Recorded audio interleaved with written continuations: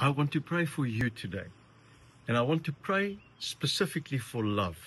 So many people in this world are love-starved or have been disappointed by something going wrong in terms of love in their life. But today I want to pray specifically for those of you that feel like that. And for anybody that says, hey, I can do with more love in my life.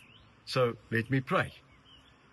Our Father, who are in heaven, that loves us, I pray for everyone watching this right now, who's had bad experiences with love, that you will take those thoughts away from them, captive, and put in that place a new experience of your love, fresh and authentic.